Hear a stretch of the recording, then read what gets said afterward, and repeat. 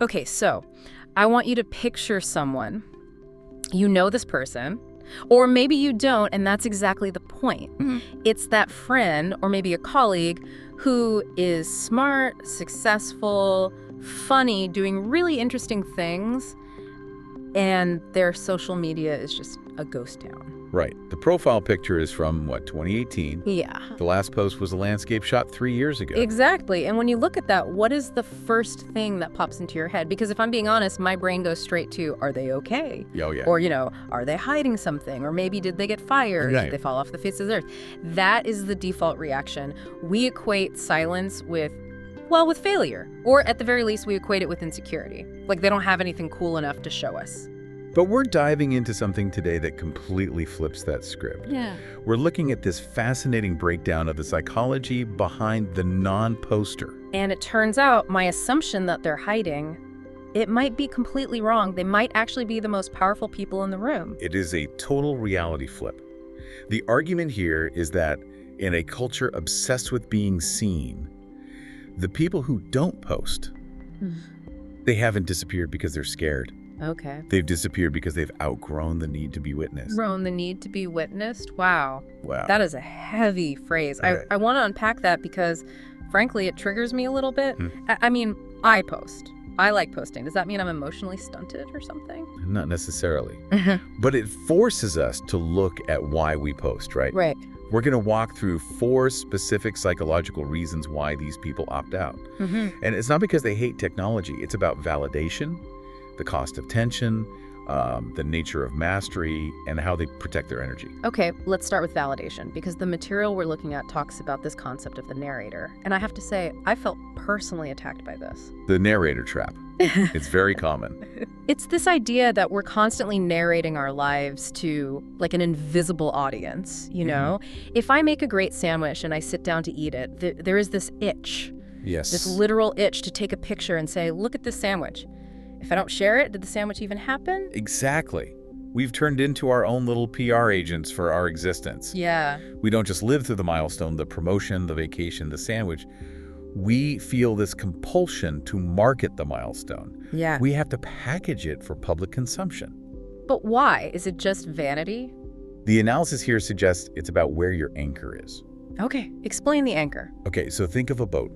If your anchor is inside the boat, meaning your sense of worth comes from your own internal judgment, then the waves outside don't matter as much. You know you're stable. Right. But for the narrator, the anchor is thrown outside the boat. It's hooked onto the audience. So I need the audience to tug back on that rope to feel like I'm secure. Precisely. You need the likes, the comments, the little fire emojis to confirm that, yes, the sandwich was good or that your vacation was relaxing. But the non-poster, Yeah. the person we're profiling today, they validate themselves. Yeah. In private. That sounds, I don't know, lonely? Or is that just me projecting my own stuff onto it? It feels lonely if you're addicted to the applause. Right. But the argument here is that for these people, their growth is sacred. It's private. Secret. They view their life as something for them, not as content for other people. So when they get a promotion, they just, celebrate with their partner and go to bed? They celebrate with the people who actually matter. They don't need 500 acquaintances from high school to say congrats, to feel like they actually accomplished something. There's a line in the notes here that really stood out to me about confidence. It says, confidence walks in a room quietly and everybody notices. It's the difference between screaming, look at me, and just, here I am. But wait, let me play devil's advocate here for a second. We live in a world where visibility is currency. If you walk in quietly, isn't there a risk you just get completely ignored? The loud confidence, that whole fake it till you make it thing, that seems to be what gets rewarded by the algorithm? By the algorithm, yes, absolutely. But by people, by real human connection, that's debatable. Okay. That loud confidence is often asking for permission. It's shouting to drown out its own insecurity. The quiet confidence described here is about self-sufficiency. It's liking yourself enough that you don't need anyone else's opinion to balance the equation. So they aren't looking for a receipt for their existence. Exactly. They know they exist. They don't need you to confirm it. Okay, that's a power move. Yeah. I can see that. But let's move to the second point, because this is where I think the rubber really meets the road. It's about the trade. Right. Everything in life is an exchange. So the idea is that these non-posters are trading attention for peace. But here's my issue. can't you have both? Can't I have a nice Instagram following and also be, peaceful? It's difficult, and here's why. We confuse exposure with connection. We think having 1,000 people view our story is a form of social connection. But the breakdown here argues that it's actually a form of stress. Stress. Think about it. You post that story. Now you have an open loop in your brain. Who saw it? Did my ex see it? Why didn't my best friend reply? Yeah. You are managing the perception of hundreds of people, most of whom you don't actually care about that deeply. Okay, yeah. That anxiety is real. It's like a constant background hum. The non-poster looks at that deal and says, bad trade. Just nope. They're trading potential attention for guaranteed peace. They're protecting the asset. And the asset being their peace of mind. Their peace, their privacy, their reality. There's a great comparison here. Some people obsessively protect their image, curating the grid, finding the perfect filter. These people protect their peace. They treat their life like a VIP section.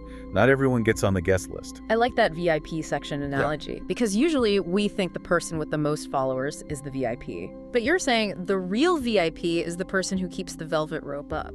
Being unseen is a form of power. It's all about accessibility. If you are constantly posting, you are constantly accessible. Yeah. You're available for consumption, for judgment, for comment. You're kind of public property in a way. Right. By opting out, you're saying, I am not public property. Right. I am only available to those I choose. And that creates scarcity. And what happens to things that are scarce? Their value goes up. Exactly.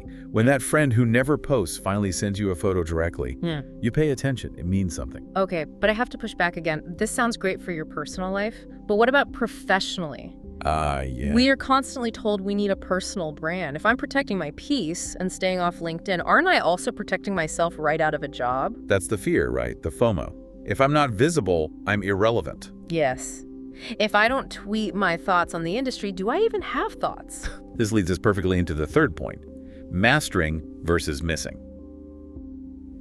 The argument here is that while you're worried about missing out, these people are focused on mastering.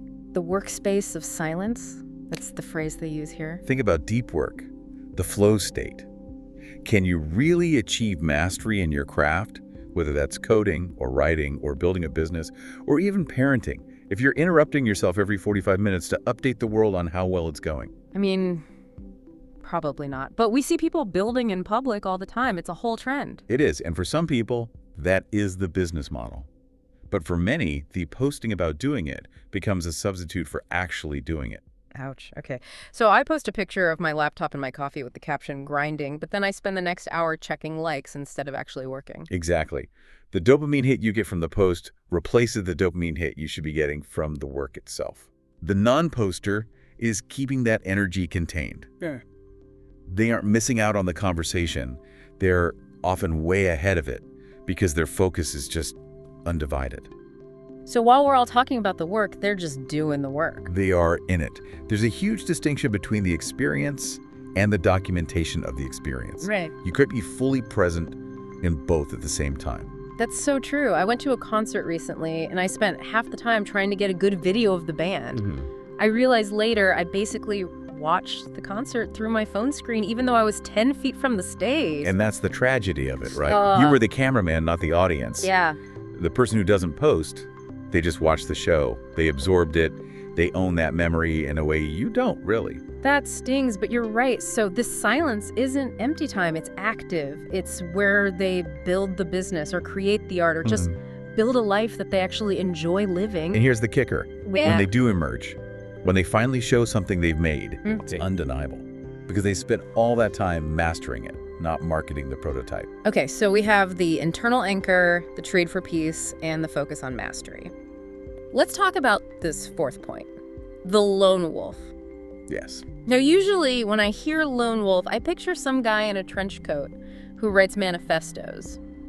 It's not a positive term. Right. We tend to think antisocial. But the perspective here is really different. It's not about being antisocial. It's about being energetically discerning. Energetically discerning. That sounds very yoga studio. What does that actually mean in practice? It's biological, really. It's about your nervous system. Think about what happens to your body when you open a social media app. My heart rate goes up a little. I kind of brace myself. Right. You are giving thousands of people, strangers, bots, algorithms, people you haven't seen in 10 years, direct access to your nervous system. Wow. You're letting them ping your dopamine, spike your cortisol, trigger your envy.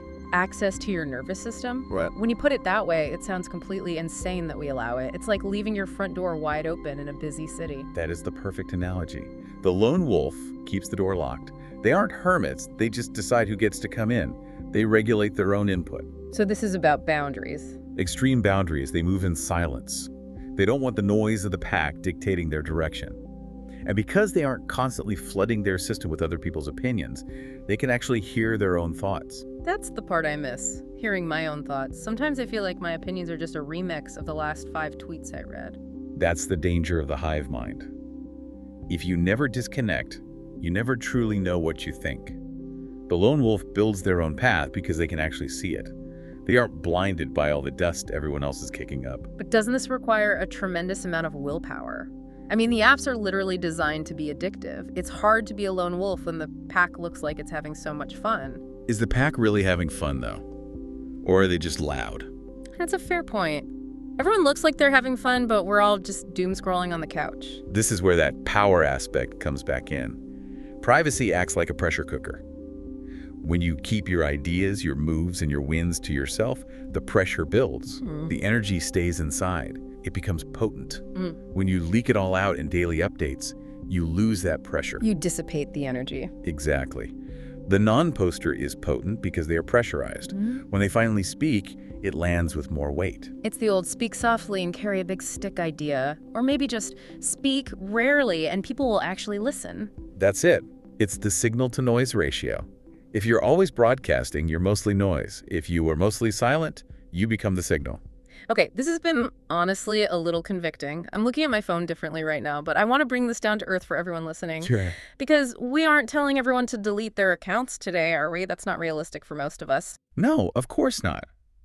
And it's not about being a Luddite. It's about being intentional. It's about realizing that being seen is not the same thing as being significant. That's the distinction. You can be incredibly significant to your family, your community, your industry, without posting about it every single day. In fact, you might be more significant because you aren't distracted by the performance of it all. So if I'm listening to this and I feel that urge, that narrator starting to talk, telling me to post my lunch, what should I do? Just notice it and ask yourself, who is this for? Am I posting this to share a moment of joy, or am I posting this because I need someone to tell me I'm okay? And if the answer is I need validation, then maybe keep it to yourself, just for a bit. Practice sitting with the experience, eat the sandwich, enjoy the sunset, validate yourself, see if you can survive the silence of nobody knowing you did it. It's like exposure therapy, exposure to silence. Exactly. There's a quote from the material that I want to end with because it feels like a real challenge. It says, "Disappear and become somebody great." I love that line. Disappear and become somebody great.